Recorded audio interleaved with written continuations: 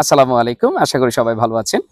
সমসাময়িক বাংলাদেশের রাজনৈতিক পরিস্থিতি নিয়ে দুই একটি কথা বলার জন্য আমার আজকের এই ভিডিওটি করা। আমরা ৫ই আগস্টের পরবর্তীতে পতিত আওয়ামী সরকারের যে প্রধান ছিলেন শেখ হাসিনা, তিনি ভারতে পলায়নরত অবস্থায় এখন পর্যন্ত রয়েছেন। কিন্তু হঠাৎ করে আমরা দেখতে পাচ্ছি ওনাকে বাইরের অন্য কোনো আরেকটি রাষ্ট্র বা দেশের মধ্যে পাঠানো যায় কিনা সেই বিষয়ে তৎপর ভূমিকা আমরা ভারতের যে বর্তমান সরকার রয়েছে সেই সরকারের মধ্যে দেখতে পাচ্ছি। সেটি আমরা খবর হিসেবে পাচ্ছি বিভিন্ন সংবাদ মাধ্যমে। এটি এমন একটি সময় সংঘটিত হচ্ছে যখন বাংলাদেশের যে পররাষ্ট্রমন্ত্রী খলিল সাহেব, তিনি ভারতের একটি রাষ্ট্রীয় সফরের মধ্যে তিনি রয়েছেন, এমন মুহূর্তে আমরা এটি দেখতে পেয়েছি। আবার আরো একটি বিষয় হচ্ছে, সেটি হচ্ছে যে বাংলাদেশের যে রাজনৈতিক পরিস্থিতির কথা যদি আপনি দেখেন, সেটি হচ্ছে একটি বিপ্লব কিংবা অভ্যুত্থান পরবর্তী সময়ের রাজনৈতিক পরিস্থিতির মধ্য দিয়ে বাংলাদেশ যাচ্ছে। সেখানে নির্বাচিত জনপ্রতিনিধি হিসেবে বিএনপির প্রধান, তারুণ্যের যে অহংকার বর্তমান সময়ের তারেক রহমান সাহেব, তিনি রয়েছেন প্রধানমন্ত্রী হিসেবে। তো ওনার রাজনৈতিক মতাদর্শ, রাজনৈতিক সামনের আগত রাজনৈতিক পরিস্থিতি উনি কিভাবে হ্যান্ডেল করবেন সেই বিষয়ে সাধারণ নাগরিক হিসেবে আমাদের অবশ্যই ধারণা থাকা উচিত। তো আমরা ধারণা করতে পারি যে এই ঘটনাটি, যে খলিল সাহেব ভারতে ভ্রমণ করছেন, রাষ্ট্রীয় সফরে গিয়েছেন, ঠিক এই মুহূর্তে ভারত সরকারের অভ্যন্তর থেকে শেখ হাসিনাকে অন্য দেশে পাঠানোর যে তৎপরতা আমরা দেখতে পাচ্ছি, সেটিকেই আমরা একটি অন্তত ব্যাখ্যা করতে পারি। সেটি হচ্ছে এরকম যে আমরা যদি 1971 সালের কথা ধরি, মহান যে মুক্তিযুদ্ধ, আমাদের যে মুক্তিযুদ্ধের মাধ্যমে আমাদের এই স্বাধীন বাংলাদেশের স্থাপিত হওয়া, বা যাই বলি না কেন, বাংলাদেশের প্রতিস্থাপনই বলি বা বাংলাদেশের ক্রিয়েশনই বলি, যাই বলি না কেন, এই 71-এর মহান এই মুক্তিযুদ্ধের মাধ্যমে কিন্তু জাতি হিসাবে আমরা বিশ্বের বুকে নিজেদেরকে মাথা উঁচু করে তুলে ধরেছিলাম। সো এই মুক্তিযুদ্ধের সময় বাংলাদেশের ভিতরেই সাধারণ নাগরিক হিসেবে যারা ছিলেন, তাদের মধ্যে অবশ্যই আমরা কয়েকটি ভূমিকা বা ভাগ দেখতে পাই। এর মধ্যে উল্লেখযোগ্য দুইটি ভাগকে যদি আমরা খণ্ডিত করে, সেটির একটি হচ্ছে মুক্তিযুদ্ধের সপক্ষে, স্বাধীনতার পক্ষে, বাংলাদেশের এই অঞ্চলের মানুষের জনমুক্তির জন্য যা করার প্রয়োজন ওই পক্ষটি বা ওই দলটি সেটি করতো, এবং এর সংখ্যাই ছিল অনেক বেশি। কিন্তু তার বাইরেও কিন্তু আরো একটি শ্রেণী ছিল যারা ওই সময় তৎকালীন পাকিস্তান সরকারকে, পাকিস্তানের যে নিপীড়ন, জুলুম, অত্যাচার, এই সমস্ত বিষয়গুলোকে যারা মেনেই নিয়েছিল বা মেনে নিয়ে তারাও এটার সাথে জড়িত ছিল, এই ধরনের আরেকটি পক্ষ আমরা মুক্তিযুদ্ধের সময় দেখতে পাই। কিন্তু মুক্তিযুদ্ধের 71 সালের এই 16ই ডিসেম্বরের পরবর্তীতে বাংলাদেশের যে ভিত্তি স্থাপিত হলো, স্বাধীন মানুষ যখন উল্লাসে ফেটে উঠলো, তারা আনন্দ করলো, মিছিল করলো, ঠিক এই মুহূর্তেই কিন্তু আমরা বিরোধী আরেকটি পক্ষকে অবশ্যই আমরা আমি নিজে না দেখতে পেলেও আমার কাছে মনে হয় যে ওই সময় ওই পরিস্থিতিটি ছিল, তাদেরকে কিভাবে পালাতে হবে, তারা কোথায় যাবে, এই চিন্তা ভাবনাতেই কিন্তু ওই গোষ্ঠীটা ছিল। কিন্তু মুক্তিযুদ্ধের পরবর্তীতে দেশের অভ্যন্তরে যারা রাষ্ট্রের পরিচালক ছিলেন, আমরা যদি ধরি শেখ মুজিবুর রহমান সাহেব, ওনার নেতৃত্বে যে আওয়ামী লীগ তৎকালীন সময়ের যে সরকার হিসেবে রাষ্ট্র পরিচালনার দায়িত্ব নিয়েছিল, ওনাদেরও কিন্তু কতগুলো ভূমিকা বা কাজ আমরা তৎকালীন সময় দেখতে পেয়েছি। রাষ্ট্র বিনির্মাণ করতে হবে, রাষ্ট্রের নাগরিকদেরকে সুমর্যাদা প্রতিষ্ঠিত হওয়ার পরবর্তীতে তাদের মৌলিক অধিকারগুলো বাস্তবায়ন করার জন্য কাজ করতে হবে। এই সময় বিষয় নিয়ে কাজ করার পাশাপাশি তৎকালীন সময় সরকারকে কিন্তু আরো একটি বিষয়ের সাথে ডিল করতে হয়েছে। সেটি হচ্ছে মুক্তিযুদ্ধের সময়ের ওই যে বিপক্ষ গোষ্ঠীটা ছিল, তাদেরকে কিভাবে বাংলাদেশের মধ্যে, যেহেতু তারা নাগরিক, তারা কোথায় যাবে, অপরাধী তারা, বাট তাদেরকে তো কোনো একটি, আপনি যদি একজন ভালো দক্ষ শাসক হন, দক্ষ কোনো একজন রাষ্ট্রের পরিচালক হিসেবে আপনি যদি কোনো দায়িত্ব পান বা কাজ পান, তাহলে সেক্ষেত্রে আপনার লক্ষ্যই থাকবে আপনার আপামর সমস্ত জনগোষ্ঠীকে, যারা নাগরিক হিসেবে রয়েছে, তাদেরকে নিয়ে কিভাবে দেশটিকে পুনরায় পুনর্গঠন করা যায়, এবং সেটি করতে পারাটার মধ্যেই কিন্তু একজন ভালো দক্ষ শাসকের গুণাবলী প্রকাশিত হয়। জনগণ তখন সাহস পায়, উৎফুল্ল হয়। তো এই অবস্থায় কিন্তু তৎকালীন সময়ের আওয়ামী লীগও কিন্তু পাকিস্তানপন্থী যারা ছিল, যারা মুক্তিযুদ্ধের সরাসরি বিরুদ্ধে ছিল, তাদেরকেও নানান ধরনের তাদের অপরাধের অনুযায়ী শাস্তির পাশাপাশি তাদেরকে ক্ষমা করে দিয়ে সাধারণ মানুষের সাথে মিশে নতুন ভাবে তাদের মতাদর্শ পরিবর্তন করার একটি সুযোগ কিন্তু তৎকালীন সময় আমরা দেখতে পেয়েছি। আওয়ামী লীগের বাইরের যে রাজনৈতিক দল যারা পাকিস্তানের পক্ষে ছিল, তাদের সাথে সেটি করা হয়েছে।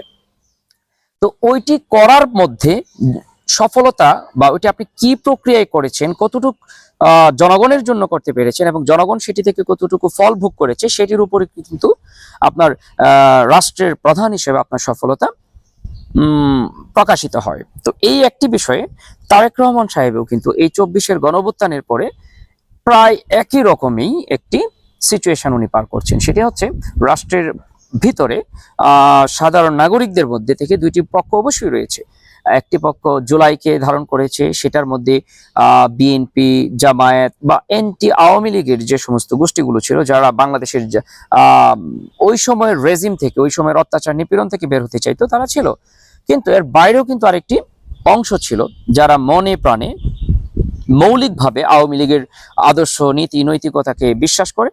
তারা কেউ কেউ বিশ্বাস করে যে আওয়ামী লীগের পূর্বের সময়ের যে ভূমিকা ছিল রাষ্ট্র বিনির্মাণ করার বা রাষ্ট্র নিয়ে চিন্তা ভাবনা করার, যে নেতৃত্ব আওয়ামী লীগের ছিল, তাদের মতো একটি শ্রেণী রয়েছে যারা আওয়ামী লীগকে তৎকালীন সময়ের আওয়ামী লীগের অনুযায়ী তারা বিচার করতে চায়।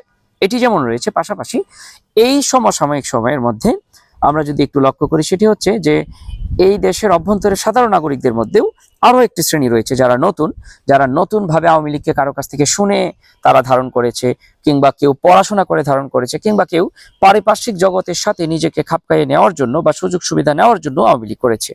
তো তাদের কিন্তু একটি শ্রেণী এখন পর্যন্ত আওয়ামী লীগকে বিশ্বাস করে, আওয়ামী লীগের যে নেত্রী রয়েছেন, আওয়ামী লীগের যে নেতাকর্মী রয়েছেন, তাদের প্রতি এখনো তাদের একটি দৃঢ় বিশ্বাস আমি দেখতে পাচ্ছি যে এটা রাজনৈতিক দল হিসেবে যারা এটা করতে চায়, মানে যারা রাজনীতিটা করতে চায় তারা এরকমই হয়।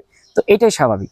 তো এই যে শ্রেণীটা রয়েছে, এটাকে আপনি কিন্তু ব্রাশ ফায়ার করে দিতে পারবেন না। এদেরকে আপনি সামাজিকভাবে হীনপদস্থ কোনো একটি অবস্থার মধ্যে যদি তাদেরকে নিয়ে যান, তাহলে সেটি অনেকটা আওয়ামী লীগের আচরণের মতোই হবে, যার কারণে আওয়ামী লীগের এই পতন রাজনৈতিক দল হিসেবে। তো এই ক্ষেত্রে এই শ্রেণীটাকে আপনাকে সমাজে প্রতিস্থাপন করতে হবে। এই শ্রেণীটাকে সমাজের মধ্যে স্বাভাবিক জীবন প্রক্রিয়ায় যেন তারা যেতে পারে, রাষ্ট্রের যে সমস্ত আইন রয়েছে এবং যে সমস্ত আইন সিদ্ধ কাজের মাধ্যমে সে যদি সামাজিকভাবে বেঁচে থাকতে পারে, এবং সে যদি বেঁচে থাকতে চায় পূর্বের সমস্ত কিছু বাদ দিয়ে, বা সামাজিক রীতিনীতির অনুযায়ী যে কাজগুলো করার কথা বা যেগুলো করা যায় আইনগতভাবে, সেই কাজগুলো করার মাধ্যমে যদি সমাজে সে বসবাস করতে চায়, তাহলে রাষ্ট্রের একজন ভালো নাগরিক হিসেবে এবং ভালো শাসনকর্তা হিসেবে তখন আমাদের উচিত হবে তাদেরকে সেই সুযোগটুকু দেওয়া, সুযোগ না, তাদের এই অধিকারটুকু বাস্তবায়নে আমার আর আপনার সেই ক্ষেত্রে ওতপ্রোতভাবে কাজ করা উচিত, যদি ভালো আমরা একটা রাষ্ট্র চাই আমাদের ভবিষ্যৎ প্রজন্মের জন্য। তো এই অবস্থার মধ্যে তারেক রহমান সাহেব কিন্তু এটা নিয়ে অবশ্যই কোনো একটা প্ল্যান রয়েছে। তো এই ক্ষেত্রে আমার ধারণা, উনি যে শিরীন শারমিন যে আমাদের বলবো না, আওয়ামী লীগের যে তৎকালীন সময়ের যে সংসদের যে স্পিকার ছিলেন, ওনাকে গ্রেফতার করার মাধ্যমে আমার কাছে মনে হচ্ছে একটি মেসেজ আওয়ামী লীগের নেতাকর্মীদের নিকট বা রাষ্ট্রের জনগণের নিকট তারেক রহমান সাহেব প্রধানমন্ত্রী হিসেবে দিতে চাচ্ছেন। সেটি হচ্ছে আওয়ামী লীগকে পুনর্গঠন করতে পারে বা আওয়ামী লীগের কার্যক্রমগুলোকে আরো বেগবান করতে পারে, সেই সমস্ত নেতৃত্বকে বিএনপি এক বিন্দু ছাড় দেবে না, যারা এবং সেটা হবে তাদের অপরাধের ভিত্তিতে, তাদের পূর্বের কৃতকর্ম বা অপরাধ যারা যতটুকু করেছে সেগুলোর ভিত্তিতে। তো এই অবস্থায় আওয়ামী লীগের যে সমস্ত নেতাকর্মী পূর্বে অপরাধ করেছে, স্থানীয় থেকে জাতীয় পর্যায়ের পর্যন্ত, কেন্দ্র পর্যন্ত, তাদের কাউকে বিএনপি ছাড় দিবে না। বিএনপি বলতে বাংলাদেশের সরকার ছাড় দিবে না। বাংলাদেশের সরকার বলতে রাষ্ট্রের যে বর্তমানের কার্যবিধি রয়েছে, এই ভঙ্গুর রাষ্ট্রকে পুনর্গঠন করার জন্য যে যে কাজ করা দরকার, এবং রাষ্ট্রের যে আইন রয়েছে সেই আইনের মাধ্যমে তাদের বিচার হবে। তো এটি একটি মেসেজ, অর্থাৎ আওয়ামী লীগ পুনর্গঠিত হবে, সেরকম একটি যে নিপীড়ন স্টিম রোলার চালানো হবে অন্যায়ভাবে, তা হবে না। অর্থাৎ তাদের কৃতকর্মের জন্যই তাদেরকে গ্রেফতার করা হবে। এটা ধরুন অসংখ্য আপনার এই ধরনের আওয়ামী লীগের ভালো ভালো নেতৃত্ব রয়েছে, যারা এখন পর্যন্ত আইনিভাবে তেমন কোনো একটা হ্যাসেল পোহাচ্ছে না। মামলা হয়েছে কিন্তু জামিন চাইলে তারা জামিন পাচ্ছে।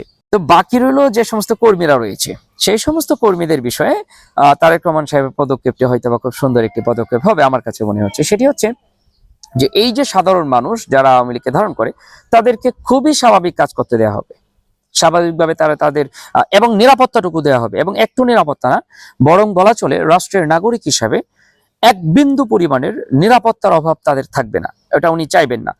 ঘটে যেতে পারে আঞ্চলিকভাবে কোনো রকমের ঘটনা, কিন্তু তারেক রহমান সাহেব এবং ওনার যে মন্ত্রী পরিষদ কিংবা ওনার যে সংসদীয় যে বেল্ট ওনার রয়েছে, সেখানে উনি এটি স্পষ্টভাবেই মনে হয় বাস্তবায়ন করবে। অর্থাৎ সাধারণ নাগরিক হিসেবে যারা আওয়ামী লীগ করতো, আওয়ামী লীগে ভোট দিত, আওয়ামী লীগকে ধারণ করতো, তাদেরকে মামলা, ঢালাওভাবে মামলা, হত্যা, মারামারি, লুণ্ঠন ইত্যাদির মাধ্যমে তাদেরকে নিপীড়ন করতে দিবেন না, দিতে চাইবেন না, এবং এটাই স্বাভাবিক।